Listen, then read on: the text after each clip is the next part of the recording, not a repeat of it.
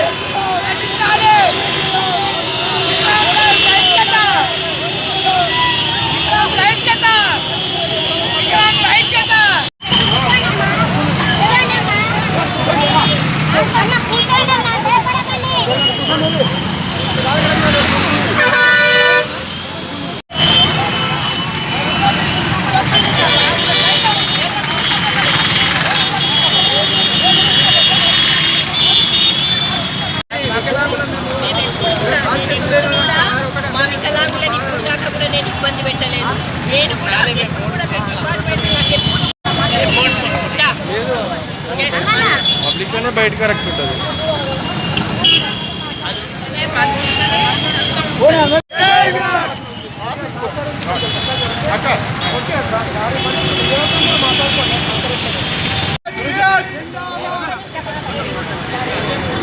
బాబురాజ్ జరిగి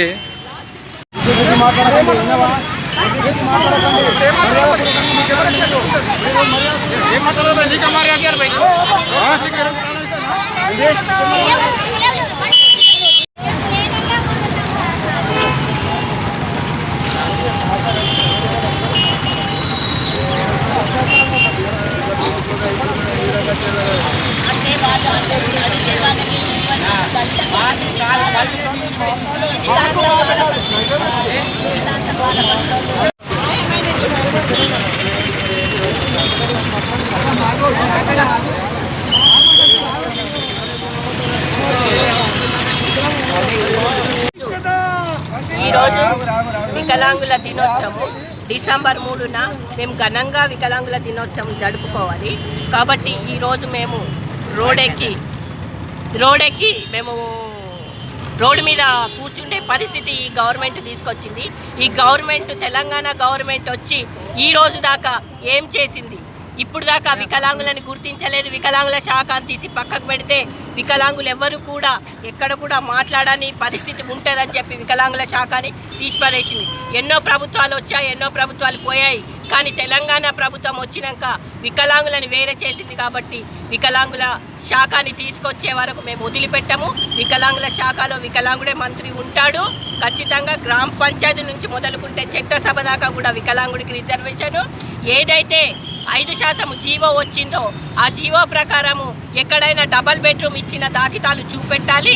ఎక్కడైనా అసెంబ్లీలో వికలాంగుడి గురించి మాట్లాడిన నాయకుడు ఎవరో చూపెట్టాలి. కిషన్ రెడ్డి తప్పితే ఎవరు కూడా వికలాంగుల గురించి మాట్లాడలేరు ఈరోజు దాకా. ఈరోజు కవిత మేడము నిజామాబాద్ జిల్లాకి వచ్చి వికలాంగులను ఎప్పుడు గుర్తించింది? వికలాంగుల సమస్యల గురించి ఎప్పుడైనా మాట్లాడిందా? ఆమె గురించి, ఆమె ఉనికిని కాపాడుకోనికి ఓటు గురించి మాట్లాడతారు, ర్యాంపులు కట్టిస్తారు. ఎందుకు? మేము ఓటేస్తేనే ఓటేనికే పనికొస్తాం, కానీ మేము దేనికి పనికిరామని ఇప్పుడు తెలిసిపోయింది. కానీ మా ఉద్యమం ఖచ్చితంగా ముందుకు పోతుంది. మేము ఈరోజు డెడ్లైన్ పెట్టాము తెలంగాణ ప్రభుత్వానికి. తెలంగాణ ప్రభుత్వం ఎలా ఉంటుంది, ఏముంటుందో మేము చూస్తాము. మా కృష్ణన్న మాకు అండగా ఉన్నన్ని రోజులు మేము ఎప్పుడు కూడా మేము వదిలిపెట్టాము. ఖచ్చితంగా తెలంగాణ ప్రభుత్వం గద్దె దించే వరకు మేము మొండి పట్టు